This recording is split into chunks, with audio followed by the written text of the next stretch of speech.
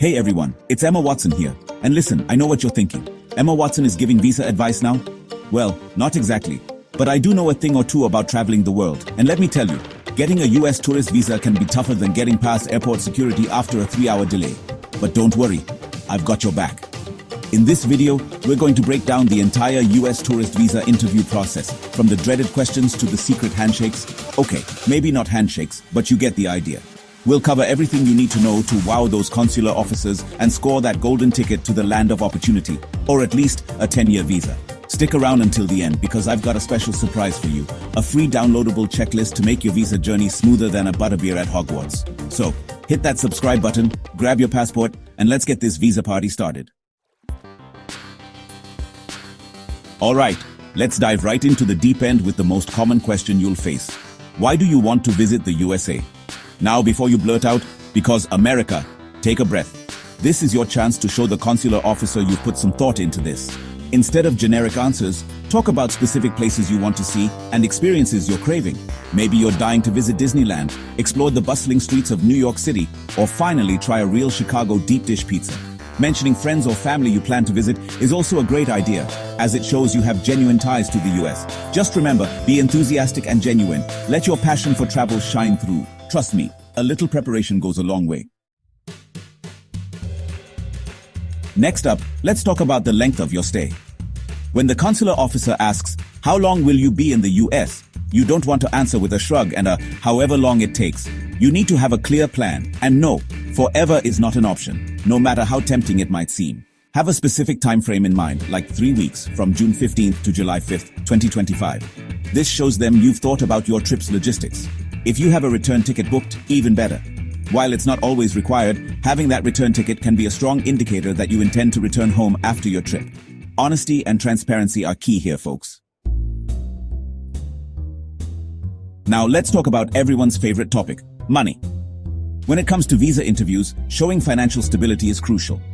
The consular officer wants to make sure you can support yourself during your trip and won't be, seeking alternative employment opportunities. Wink wink.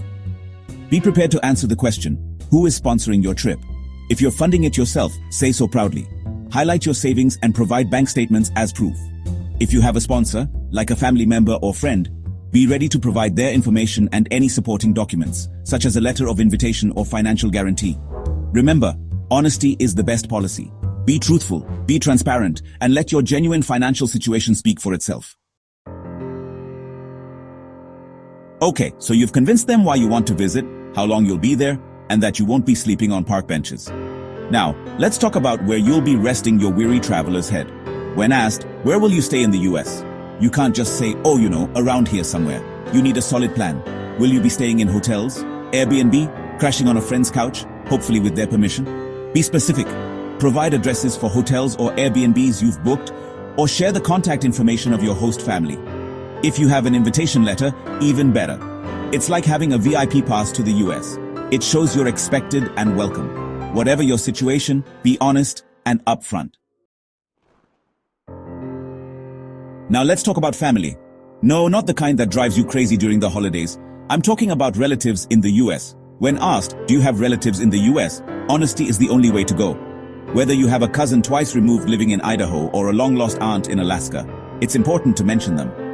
Even distant relatives can raise a flag if you try to hide them. Just be prepared to provide details about your relatives, like their names, relationship to you, and where they live. Alright, let's get down to business. Literally. When the consular officer asks, "What do you do for a living?" they're not just making small talk. They want to make sure you have a stable life back home. A reason to return after your American adventure. This is your chance to shine. Highlight your career achievements, showcase your entrepreneurial spirit, or talk about your passion for your profession. Whether you're a CEO, a teacher, a freelancer, or a full-time cat video watcher, hey, no judgment. Be proud of what you do. And remember, it's not just about what you do, it's about how you say it. Exude confidence, enthusiasm, and a genuine love for your work. This will show the consular officer that you're a responsible individual with a stable life back home. Chapter 7, Wanderlust Chronicles, showcasing your travel history. Have you ever noticed how some people's passports look like they belong in a museum? Yeah, those are the passports of seasoned travelers, the ones who collect stamps like they're going out of style. And guess what? The consular officer loves seeing those passports. When asked, have you traveled before? Don't hold back. This is your chance to brag about your past adventures, to show that you're a responsible traveler who knows the drill. Mention the countries you visited, the cultures you've experienced, and the memories you've made. If you've been to Canada, the UK, or Australia, shout it from the rooftops. It shows that you've successfully navigated the visa process before and returned home as promised. Just be honest about your travel history. And who knows, maybe this US trip will be the first of many adventures. We're getting close to the finish line, but this next question is crucial. It's the one that's on everyone's mind. How can you assure us you'll return home after your trip? Don't panic. This is your chance to lay down the ultimate reassurance card. Remember all those things we talked about earlier? Your job, your family, your houseplants that you've managed to keep alive for more than a year? Those are your ties to your home country, and they're more valuable than a platinum frequent flyer card. Talk about your responsibilities back home, your future plans, and your reasons for returning. Mention your family, your career aspirations, or that adorable little bakery you've always dreamed of opening. Paint a picture of a life that's calling you back, a life that's too good to leave behind. Here's a question that often trips people up. Have you booked your tickets? Now, I know what you're thinking. Should I book my flights before my visa is approved? It's a valid question, and the answer is, it depends. Here's the deal. Booking your flights in advance can work in your favor, showing the consular officer that you're serious about your trip and have a concrete plan. It's like making a reservation at a fancy restaurant. It shows you're committed. However, there's also the risk of losing money if your visa gets denied. So, what's the solution? Honesty and transparency. If you haven't booked your tickets, simply explain why. Tell the consular officer that you're waiting for your visa approval before making any non-refundable bookings. All right. We're at the final boss level of the visa interview, talking about your income. Now, before you start sweating, take a deep breath. Remember, honesty is key here. When asked about your monthly income, be truthful and provide accurate information. The consular officer isn't looking for millionaires. They just want to make sure you can support yourself during your trip.